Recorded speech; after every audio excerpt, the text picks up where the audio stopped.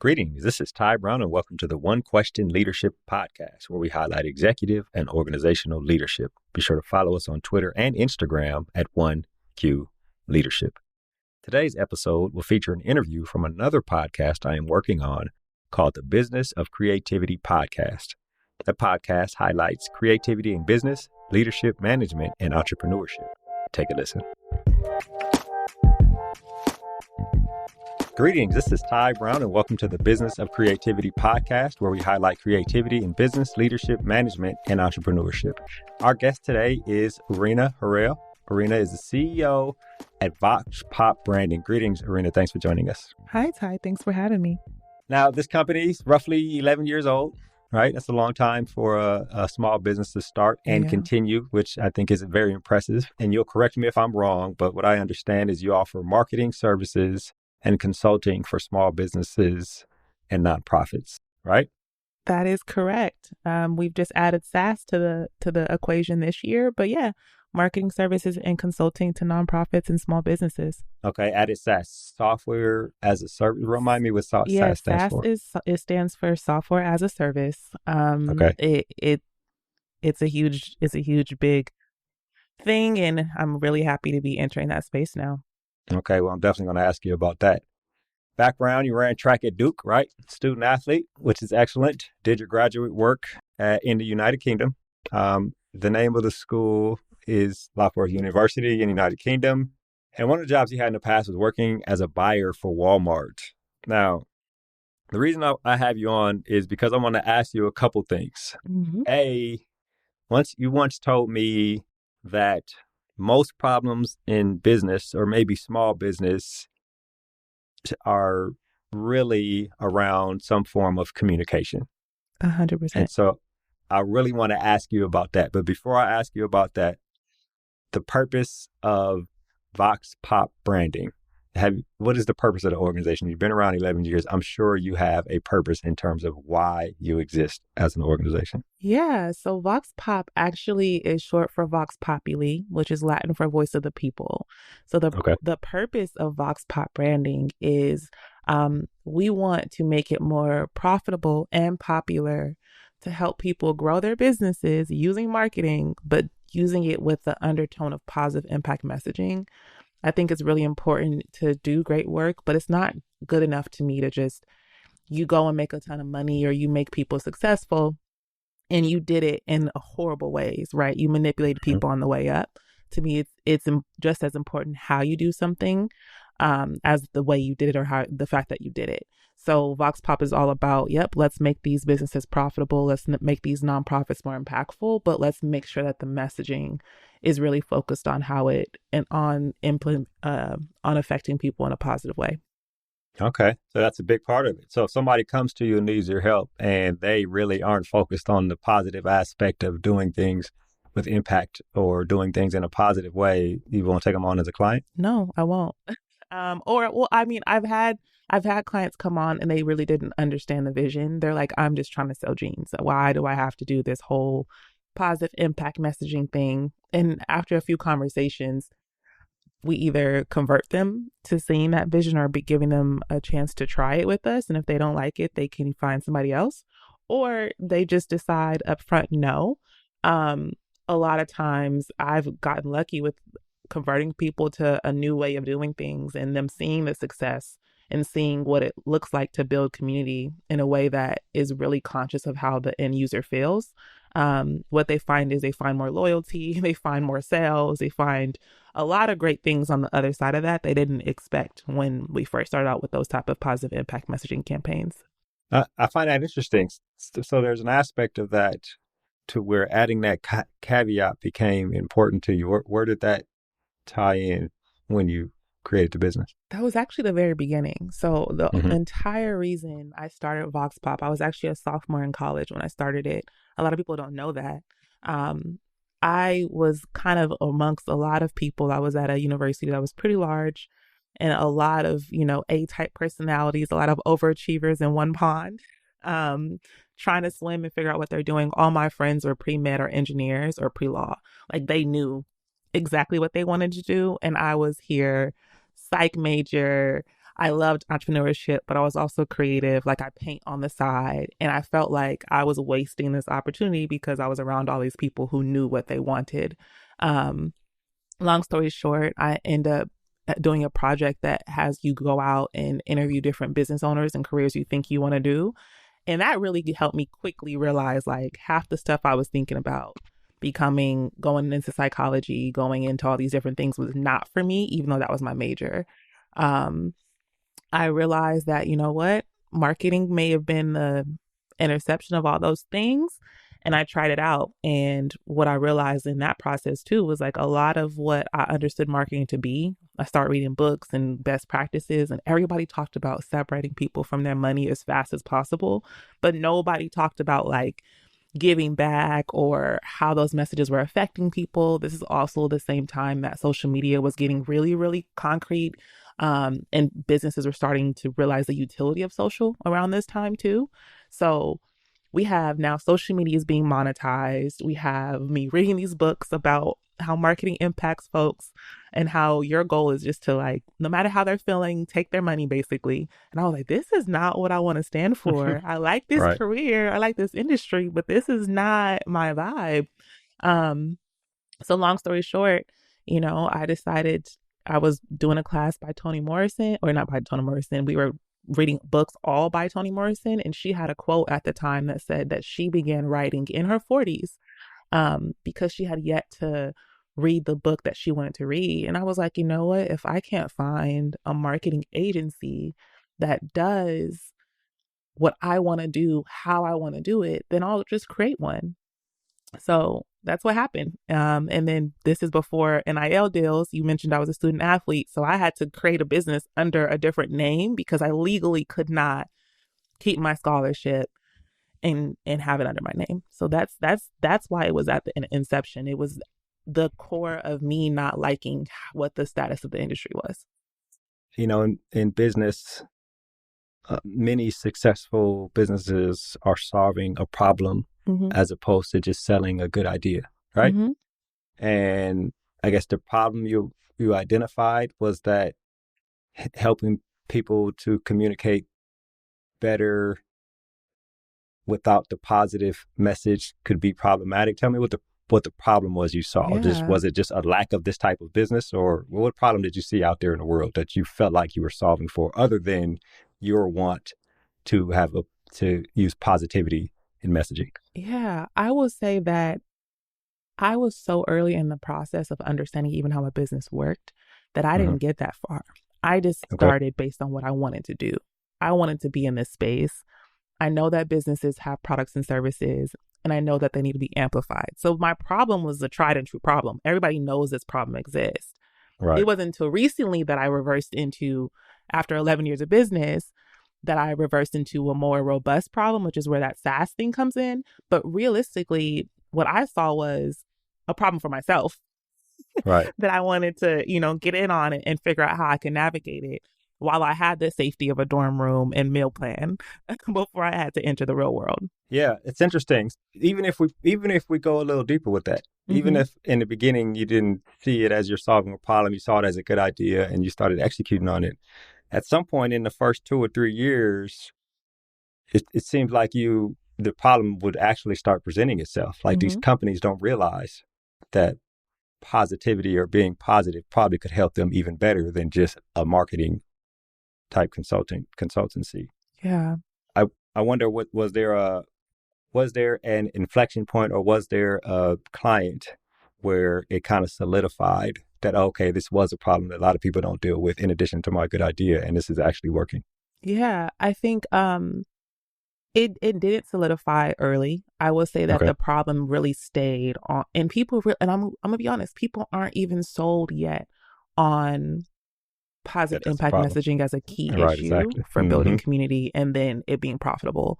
Like I'm probably really early on in the stage of trying to educate people that this is even possible, right? Which makes it excellent. Yeah. That's a key thing. They still want to focus on results and ROI, and they don't care how they get it yet, really. So I still have that one struggle.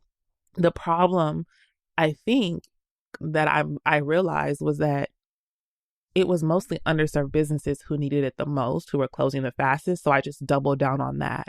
And then tried to partner with accelerators and foundations and funds who service those folks en masse, so that I can test out my ideas without it being as costly to like individuals. So instead of having one or two clients that I was, implementing some campaign strategies for, I would partner with the foundation or accelerator, and I would be included as part of their problem, or part of their grant, or part of their program. And it was no cost to some of those businesses, but I got to see hundreds or 300s or 400 worth of beta testers in what I'm trying to do. So I think the problem is still, I see the problem clearly, is that people haven't accepted that it's a problem yet in mass.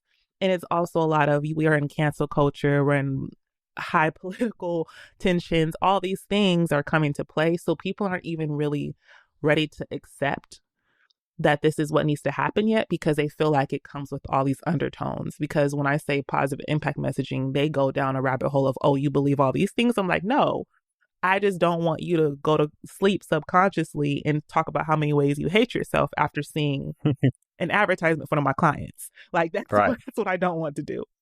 So what's interesting is that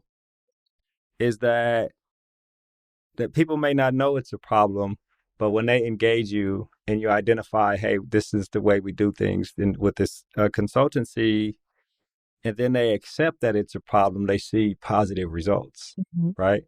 So that's kind of excellence, right? So people engage you. You tell them, hey, there are these things, but then there's also this thing, which we specialize in, and it can lead to positive results. They accept it, and it works. I think that's actually pretty brilliant. It is hard to change the entire world or entire thought process of capitalism, of separating people from their money, the entire industry of marketing. It's hard to change that. But when people engage and you explain and they accept it as a problem, it's successful. That's excellent, in my opinion. That's my life's mission. We have a long journey ahead. Right. Okay, so I mentioned earlier that what you mentioned to me, and I don't know if this is your philosophy or come from somewhere else, but it came from you, so I'm gonna credit you, is that most organizations' problems stem from some type of communication issue. Talk to me about that. Expound on that for a little bit. Yeah. So one, communication makes the world go round. And that's not even just an organization. That's a government. That's a nation. That's down to family, down to relationships. Communication literally is what you target if you want something to change. So for example, it's been used for good and bad in the past. Communication is why we've had some of the worst wars we've ever seen. The same way communication is the same way we've had some of the greatest changes we've ever seen, or movements, right? People start recognizing social justice issues because of what? People start talking about it in mass, or there was a message that was unified and so loud that it had to be heard, and people hooked onto it. What I say, communication is the core of most businesses' problems, because normally it's either one of these things. If you have a business and it has employees, you don't talk to your employees enough to know what the real issues operationally are. Okay. And if you do talk to them, you either talk at them or you don't listen to them to know what those issues are.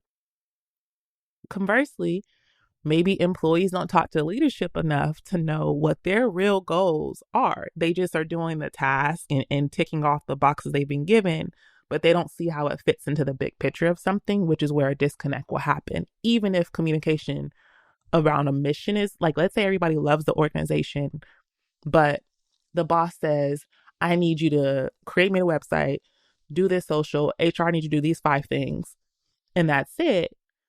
The CEO knows why he's asking for these things, but the people who are doing them don't, and they're just doing it in their silos and not understanding, okay, but what's your actual goal? Like, what are we trying to get to? Because the CEO hired other people for a reason, because he's knowledgeable, but he's probably a really good bird's eye view person, and he doesn't always know the best way to get through the neighborhoods or navigate the streets, right? Mm-hmm. Yep. On the other side, if a business is struggling with like sales or revenue, that's a communication problem, because they don't understand what their customers want, needs, or their experience. There's something that's not right. Something's not being communicated properly. Or if they have a high churn rate or a lot of customer dissatisfaction, either they're not properly communicating what they offer to their customers and their clients and setting the right expectations, or they, again, don't understand what their customers or clients want. Yeah. All of it goes back to, is there understanding? And that understanding takes communication. Let me see if I can rehash, because I think it's pretty excellent, right? Leadership of the organization is not communicating well with the people who, well, let's talk in 50,000 feet and the people who are doing the work, right? People who are at 50,000 feet building strategy are not communicating with the people who are doing the work about what exactly is happening and how things can improve within the organization, or what's happening on the ground or in the weeds. And then next is the people who are doing the work are not communicating with leadership, meaning leadership is spelled out. Leadership may have spelled out what they want to happen, spelled out the values and the purpose of the organization, try their best to create and maintain an environment that people want to be a part of. But the people doing the work are essentially just doing the job and not talking about how the job is affecting the customers they interact with, affecting them themselves as employees, etc. down the line. Next is the customer. Either the company or leadership in the organization or whatever, the company is not communicating well with the customer in terms of knowing what the needs and wants of the customers are, or I forgot the last thing. Remind me again. Yeah. So either they're not communicating or hearing from their customers enough to know what the needs and wants are and not meeting those needs, or they aren't communicating to the customers exactly what they offer in a way that sets the right expectation. Like, you can't be Taco Bell offering and they think they're going to get a burger. Right? Right. Exactly. Yeah, I think those are four things that are excellent. So based on your philosophy, everything is rooted in all those things. I mean, most problems you have found over the last 11 years are rooted in those things. And so my assumption is that as a consultant, the solutions you provide are also rooted in some form of those things, correct? Yeah. When did you realize that? Like, when did you realize that this communication is the root of a lot of things within business? I'm a systems person, so I pay attention to patterns. I have data on every task and how long it's taking me to do it since the first day I started. So I could see, and I would pay attention to where things would break down. And it was always, someone didn't know the big goal, or I just noticed, I was like, it was always a communication issue. It was never that people just didn't want to, nobody just doesn't want the end result, because the end result, whether you're an employee or CEO or customer, you're incentivized to make it work. So people usually tell you or ask you what they need. It's understanding it or not, or understanding where that fall through goes. And I was just thinking about, like, okay, who has the best systems? The best systems, realistically, for me, like as far as a service goes, are like fast food restaurants. And the reason why I say that is because so much information has to be relayed from one person to the next, and then it has to be processed in a very quick, we're talking about like 5 minutes, that multiple parties have to communicate. And I was like, wow, whenever something's not right, it's always a communication issue. And there's so many systems in place to keep communication from getting lost. Can I repeat your order to you? Can I do XYZ? Did you know that comes with this? This is an upcharge. And I realized that process, it works really well. It works more than it doesn't. So if you can take something like that, look at the system, look at where communication is breaking down, then it'll apply elsewhere. That's kind of just how I got to it. I was like, whenever I have an issue, it's usually a communication problem. Yeah, I think that's excellent. And that's assuming that all parties involved are operating under the best for the parties involved, meaning they're not stealing, they're not crooked, there's no immoral things going on. Yeah, right? And if you go down even those roads, sometimes it is still a communication issue. They didn't communicate they didn't communicate what they actually wanted. And because of that, there's resentment or whatever in place. And now somebody feels like they have to take, like, literally, it always comes back to me to the same thing, right? Is you didn't communicate what you wanted. Now your feelings hurt. Now you feel spiteful. Now you feel like you have to take instead of ask. Like okay. If I wanted to steal, I guess I'm still not communicating with you, but I'm doing it on my own. Like if I come in with bad intentions, communication. But it's even like, how did you get to the point where you felt like you had to steal? Like, how did you get to that place? Oh, yeah. I mean, it might be a childhood trauma. Right. But it's funny because when you realize, like, I don't think that people are all inherently bad. I think people are injured and don't know how to navigate. Exactly. I agree with that. People are definitely injured, right? Even this is way tangent, but even every time you see a villain in a cartoon or anything, like this villain or this monster is probably just projecting trauma on you. That's why they're chasing after you, because they're even like Jason, right? Freddy, everything was just projecting trauma on the people around them from whatever happened when they were younger in their background. It's crazy. The Joker and Harley Quinn are the perfect example of that. Like he turned a whole new villain by projecting his trauma into her during the psych sessions. Like exactly. Yeah, 100%. Communication, 100%. Literally through talking. Communication. You're right. Exactly. I agree. Which is excellent. Walmart. Being a buyer. Yeah. Which allowed you, and this is me looking at some of your Instagram stories and following you on social media, allowed you to see how things were presented, right, in a commercial aspect, but then also how companies looked at how they decided what to present to these customers, right? Another communication. All this is still communication. So tell me about Walmart and the impact that had on your process and thoughts on how you do things. Yeah. Walmart, I actually applied to initially when I first, got back from my master's, and I was still building my agency, right? I was a student, so now I needed to be full-time to take care of myself. So I was applying for stuff. They didn't pick me at first. They came back 2 years later after my agency was up and swinging. And I basically had a really hard, long talk with my mom. And I was like, I have this opportunity. I have clients. I have employees. Like, do I take this? And she was like, it's a learning op. Go to the interview. If you get it, yay. If you don't, you met some good contacts. End up landing the interview. I was so relaxed because I didn't really think I was going to get it, to be honest. I was just like, I have a business. I don't really need to be here. Right. Super chill. Next thing you know, I'm getting an offer and I decide to go ahead and take it. I'm running my agency at the same time. I hired somebody to project manage while I'm kind of full-time at Walmart. But before and after, I was right back on my computer. So it was like 80-hour work weeks. What I got to see, though, as a buyer, and if you don't know what buyers do, I'm going to break it down really quickly because I think that's an important level set. What buyers do is every single product you see at a Walmart or Target, any of these stores, there is a person who's in charge of that category to curate what you get to buy in store and online. Some organizations have it separated where there's a different store buyer for what's on the shelf versus what's online, because it is a different back end. Like the store, you're limited on space. So now you have to make sure you hit your sales goals, hit your sales numbers with a limited amount of space, because it's physical space you're dealing with.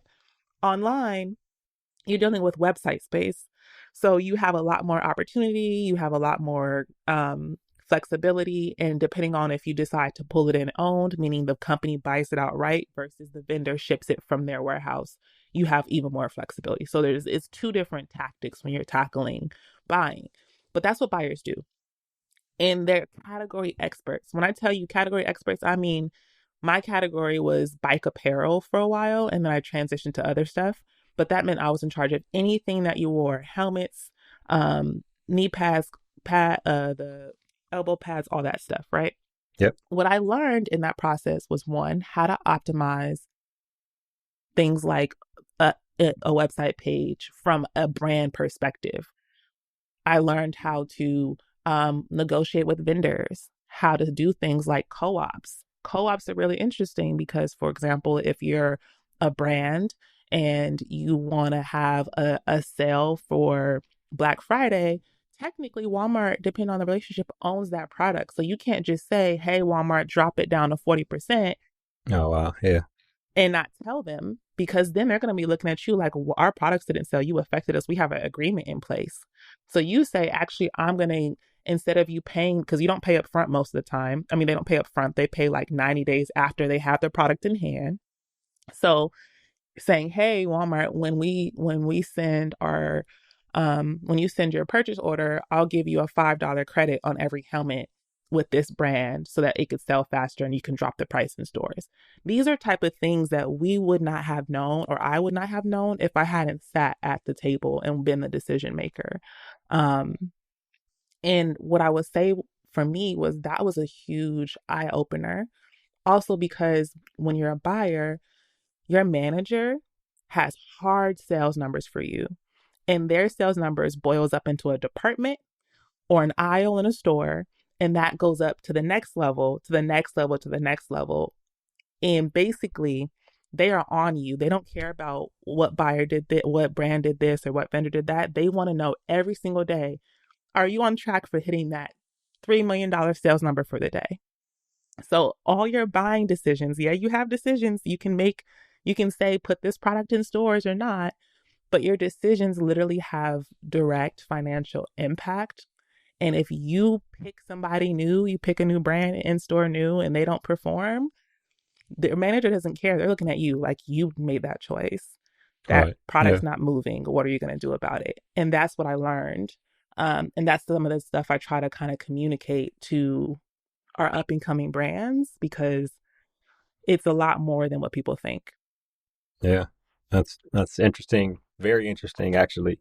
And tell me how, if you can give this example, give me an example of that knowledge to a client in the last 5 or 6 years without giving away secret sauce, and how you applied that. Last week. Oh, wow. Okay. Last Tuesday, a woman has started a new line of popsicles. They're vegan popsicles. She is a small kid, and he always wanted popsicles for breakfast. She's a chef, and she wanted to make them healthier. I'm not going to drop the brand name. Right. Okay. But I will say that I spoke with her, and she's trying to get into small local markets first, because she feels like that's easier. And I tried to communicate to her a few things. I said, one, small local markets can be easier, but they also can be a challenge, because they don't have, like, you're going to spend the same amount of time having these buyer meetings, and now you only have 1 or 2 local markets that will hold your product, and you're going to be on the hook for driving as much traffic to their stores as possible so that your product sells out as quickly as possible. It's a lot harder to get somebody to like a Mother's, which is, there's 3 in Southern California, versus a Walmart, which is, there's, I don't know, 5,000, right? Okay. And the second thing is, when you do land in like a Walmart or those places, yes, you do need to like make sure your product sells off the shelves, but they have natural high volume foot traffic, or natural high volume website traffic, and their names are very notable. So if you post on your socials and you use the amplification of that big brand and say, hey, we're in this, it can work both ways, versus saying you're in Mother's on social, and let's say Mother's is only in California. I don't want don't fact check me. I don't think that's the case. I'm not sure. But people who are seeing your stuff in South Carolina, North Carolina, whatever, can't do anything about that information. So having those real conversations, or her not knowing that she needs to put the pricing of what they buy it at versus what they can sell it at on her, like the recommended store price on her assets. They were like, this is great, but we need a line sheet. She had no idea what that was, or what to put on it, or what to say. Those are the type of conversations I've been having literally very often, with folks who kind of have those ambitions of scaling up. Yeah. And it still comes back to communication, right? It's almost like you're educating them. This is how you communicate if you want to get into this part of the business, right? Which is excellent. Exactly. And what you need to think about, or the fact that you don't get paid for 90 to 120 days. So you have to create and manufacture all of this stuff. And if, let's say, take on that financial burden. Like, let's say she does get, a Walmart next week, and they say they want her in all 19,000 stores, and they want 300 packages in each. She now has to manufacture that before seeing a dime. Which is interesting. Do you help people with that part of it too? Help them find financing to be able to do that? Or is that a problem that is not part of your I service? have great people I refer them to. I can tell them Okay. what I've seen done, but I am not a financial advisor. But I will you not make the take reference, right? I responsibility. refer you to. Yeah, I get that. Which is super interesting. I asked you a few questions here before we wrap. I want Mm-hmm. to know about challenges in being an entrepreneur and running Mm, things. You mentioned when you worked at Walmart, you work 80 hours a week. Now, I'm a former football player and I worked with football coaches for a long time, and they work in 80 and 90 hours a week. And some of them have very real health problems because of the work they put in yeah. to do the work they do. So, but I wonder about what challenges either with clients or challenges in terms of being a person who's a CEO of their own company. Yeah. I will say that the effort and the intent to take care of oneself is and prioritize oneself is a need. That has Coming from probably been a my former biggest, student athlete. yeah, and that's probably been my biggest challenge. I've had um people near and dear to me pass and I still had to keep working. Like I literally my I don't want to say this for anybody to feel bad, but my father passed last year and I literally the most I could do was I was like, okay, I'm going to send a text out to everybody who needs to know who I'm working with directly, who like the ones who call my phone, and I say I need a week. And that's the maximum I could take, and I was still getting calls by Wednesday, and it happened on a Wow. Sunday. And I think that is the hardest because when you are the CEO or the founder or the buck stops with you, quite literally, um, you're never off. I take Sundays off, quote unquote, but like my brain is still working on whatever's going on. You're never off the clock. It doesn't matter if you're sick, people passing. That's probably been the hardest thing. And then trying to find spaces to renew your mental, spiritual energy so that you can continue to do good work. Because when you're not right, everything suffers.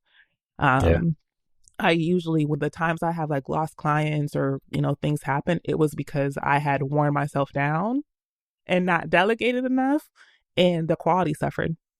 So now Right. that's a big priority for me. And that's been probably my biggest challenge amongst the regular, like needing capital and all that stuff that comes along with All the things that entrepreneurs usually entrepreneurs deal with, right? experience. But yeah, the health thing is So, big.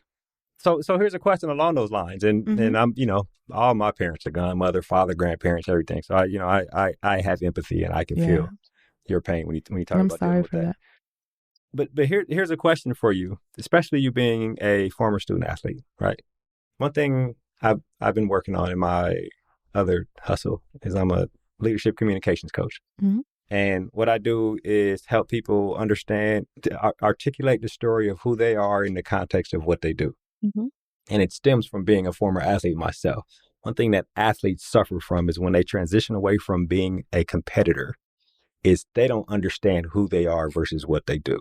A lot of an athlete's life is caught up in what they do. So when they talk about who they are, they say, I'm a football player, or I run track, and you know what I mean? And that's how their identity. So then when they don't do that anymore, it's hard for them to understand the difference in who they are versus what they do. I wonder about that as the CEO of your own business, because I'm also a CEO of my own business Mm-hmm. and the lines are blurred, right? My thing is making people think by asking questions. I don't know how to separate curiosity from what I do because it all blends together. But I wonder about that for you in terms of the hours you put in, the stresses, what you have to sacrifice and what you have to prioritize. Is there an aspect of that similar transition from being a student athlete to being an entrepreneur to understanding who you are within all those steps in life to now as a CEO? Is there a separation? I am Urina Harrell, and I am the CEO. Urina Harrell versus CEO, two different people. Or have you delineated the two in terms of what you've been doing, Ask me especially again in a because you've been year. doing it for a big part of your life? Ask you in a year? I'm just kidding. No, I think again, this is I tend to be a maverick on issues like this. Okay. Um, the whole the work life balance stuff that you see and all that, like to me, I realized it was a futile mission. Like I just Mhm. had to accept that I am now Urina Harrell, the blah blah blah blah blah. Okay. Um, and by doing that, though, it has opened me up to this because remember, I always say it's not just what you do, it's how you do it.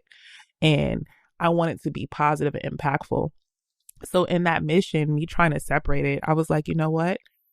I'm going to be these things. I'm going to do these things, but then I'm going to start sharing the human side of all these things on entrepreneurship journey and what's going on. And I even like jokingly call myself the entrepreneur bestie now, because what I've decided is like, I'm going to stop trying to separate it so much because it's so hard. And I'm just going to go the easier route, accept it all, and say, Urina Harrell, the CEO of Vox Pop Branding, who does all these things, needs a break. And this is what her break looks like. Or she needs family time, and this is what her family looks like and what they mean to her. And I realize that that's probably where I have to go to, because trying to make them different people, I feel like the more we try to separate it, the more we remove humanity from the world of business. And my whole like internal mission in one sentence is returning humanity to the world of business. Like I want to return it back. So by doing that, I need to keep all those titles that people see and then start showing the display of vulnerability and humanity all at the same time. So I've just decided to keep it. It's one big person, and we'll figure it out. Right. Okay. So and leaning in a little bit, work balance isn't necessarily where I was going with that. Work life. I work college athletics adjacent. That doesn't exist, right? You know, you just do what you do. But what you said there, I think, is important because I kind of live the same way. When somebody asks me how am I doing, I always find myself answering the question in the context of business, of the business that I do. And I think it's because, and I think this is where you're going, you'll correct me if I'm wrong. I think it's because when I lay out my core values, one of them, as I mentioned earlier, is curiosity, right? And everything I do is stemming from the ability to make people think by asking questions, which ties back to my core value of curiosity. And that's who I am. And so if you are in a position to make the work you do a part of who you are, there's necessarily a need to separate the two. Because even if I gave up on all my little hustles and business pursuits and went to work for an organization, I am probably going to still operate with curiosity and ask questions of the organization to make them think of how they can execute their goals at a higher level. So it's still the same. So it sounds like that's what you do when you implement this positivity in messaging and implement that to create a better impact in the world and not just, as you use, separating people from their money. It's all intertwined. And it sounds like that's a conclusion that you have arrived at. It's just sometimes you get tired and you need a rest. Yeah. Am I wrong in that assessment? No, that's spot on. I just think that to me, it's kind of like when, and I know a lot of celebrities wouldn't like this, it's like when a musician or artist wants to be separated, like them, the creative versus them, the human. I do get it. Right. I get the desire, but I also think they are what makes the creative, right? Like you're not just you're not just a robot or a robot suit. You're not Iron Man. You don't just step into a suit and then all of a sudden, you know, that one piece is just what you created by itself. Like you are, like your experiences are driving the music. Your experiences drive your tenacity. You're all those things that you can't separate it. That's why student athletes are who they are. When you mention it, like we have had to accomplish or come over so many battles, and battles could be meets, games, whatever, that we've learned certain attributes that we can't help but keep with us. So to try to separate that wouldn't make sense. So I think that's exactly it. It's just, I admire people who kind of want to, but I just realized that my reality is to be on the mission that I want to be on. You have to see the entrepreneur and the human who also paints on the weekends. Like you have to see both. So I agree. I think there is an aspect there of understanding who you are. And that is where a lot of people fail. Because when they lose they break a leg and can't compete anymore, because when they get fired from their job, they haven't done the work of defining and articulating, understanding who they are so that it's not the worst thing in the world. You sound like that or some iteration of that happened early on in college or in life to where you were able to understand who you are. So as you move forward in this business, the business is going to be intertwined with who you are and what you do. That's the part, though, I think most people don't do is they think that they are what they do. they think they are what they do, as opposed to this is who I am. So what I do, I'm intertwining what I am in what I do. Does that make sense? There's a difference there. And that's where I think people have a problem, which, like you, the problem I'm trying to solve is that, right? Yeah. People don't understand cannot articulate who they are and then articulate that in the context of what they do. And so that's what I try to do with workshops and communication and podcasts and video interviews and all those types of things, which I think is excellent. All right, so last question, and then we'll wrap. Mm-hmm. Your latest product, latest offering, we'll say, software as a service. Talk to me about how that ties into marketing and consulting for small businesses and nonprofits. Yeah, working with foundations and accelerators, I know I mentioned that earlier. I got to see en masse the needs of founders, specifically underserved founders. What's going on? What's keeping them? What's causing them to close their doors, or what keeps their doors open? And marketing is amongst the top 3 reasons why 70% of businesses fail in the first 5 years. It's cited. Like, this is what has been published in numerous research and reports and data. And what I realized was the problem is marketing is very labor intensive. And because of that, it becomes very expensive. Some people charge more than others. And if I wanted to increase access to the people I say I want to serve, and if I have this big mission of getting people on this positive impact messaging wave, I need to start sooner than later, because what I found the most success I get aren't with companies who are already doing really well. It's with the ones who are they're just kind of starting and they're willing to try almost anything. And that's kind of where I need to reach them for this positive impact messaging push. But again, they don't have a lot of capital. So how do I reach those people, still stay afloat, still service them, etc.? And what I came to with, the AI development and technology, I just spent 18 months figuring out how I can do what I do, scale it up in a way that allows me to work with those folks, but not break the bank. So now we have different tools and things that we use internally to help scale up our own services for our done for you products. But we also then allow folks to do it themselves by just, paying and subscribing to use the same stuff we use. They won't get the strategy, so they don't have as much expertise, but at least they have access to the stuff we're using to make things more easy and expedited. So that's kind of the SaaS part. My agency is now very much so service plus SaaS. So we have the service and we use the SaaS to scale it up and charge more affordable prices. But then if you're just not even there yet, you're straight up SaaS. You're just going straight for it and trying to figure it out how you would have figured out anyways. And the truth is, there's not a lot of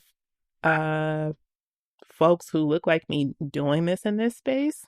So giving another opportunity for them to see, like, hey, I started out just like you, and now I'm entering the tech space, basically. Is kind of where I'm at. Is that to help me further understand? Mm-hmm.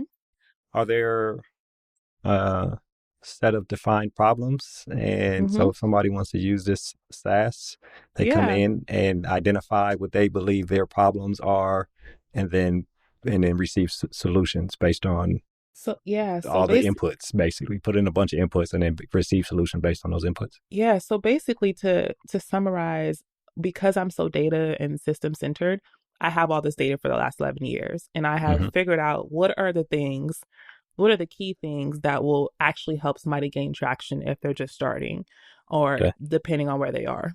I've put those into packages. And from an agency standpoint, we just say, hey, you can subscribe. Here's what we do for you every month. Here we go. And then we're using on our back end the same SaaS technology to scale this up. And then a human is making sure that the quality is good and rolling it out and developing the strategy. On the SaaS side, we know those same things need to be done. And that's what we have created. So we have things to help people create websites, help people create social, help people put together reviews. Or let's say you're a plumbing company and you don't have time to answer the phones and be underneath the sink. We have now software that makes it easier for if people call you and they miss their call, they automatically have a system going back to text them and nurture them through while you're still working on sinks. Right. Okay. So that's kind of the stuff that we have and that we leverage and that we've seen work, especially for like the mom and pop stuff people. I think that's excellent. I wonder about if there is, I guess this is when they pay more to get the person, right? Is assessing if what they think is the problem is really the problem, right? Yeah. So I'm glad you asked that. So the last thing that we kind of added, and this was my afterthought service, to be honest, because I thought that too. I was like, well, most of the time people come to us and they don't know exactly what they need, right? People say, I need better socials. And then I sit back and I talk to them about like what their actual goal is. And I'm like, well, no, what you actually need is more like this, because socials isn't going to get you where you want to be if that's your budget, right? So what we now have is like a pay-as-you-go system, and it's kind of similar to like these unlimited design farms. They basically have people now who out there, if you want to request a design, you can, and you pay a flat fee and you make an unlimited request, but they work on one request at a time. So our pay-as-you-go now is very similar, but instead of just being design, you can get marketing strategy, you can get all these different things. So if you pay that monthly subscription, you can make a request to say, hey, I need a marketing strategy for my business, or I just specifically want one for this summer campaign. I don't know what to do. We'll tap in. It's at as low as $8 a day, which is extremely affordable. We'll tap in and we'll turn around within the time that we specified based on, your package, and we'll help you out. So that's how we've kind of addressed that issue. Simply because, it's hard, but I will say a lot of folks, they come and they are even if they don't know what they need necessarily, or they come with something that is not the solution, you usually still have to give it to them because they're convinced themselves that they want that thing. And then later, after they've gotten the service and you already did the I told you so, now they're willing to kind of see what else is available to help them reach their goals. That's hilarious. Well, Urina, it sounds like you have had and still have and are going to have a good thing going with the services and products you provide to your clients. I really appreciate you joining us here on the Business of Creativity podcast. Yeah, thank you so much for having me. What you're doing is great. Allowing folks to tell their stories and using your gift is an amazing thing to do. So thank you so much, Tai. Yes, ma'am. That was Urina Harrell. She is the CEO at Vox Pop Branding, which offers marketing services and consulting for small businesses and nonprofits. And of course, I am Tai Brown with the Business of Creativity podcast. And keep in mind, the role of a leader is to create and maintain an environment that people want to be a part of. And as always, be better tomorrow than you are today.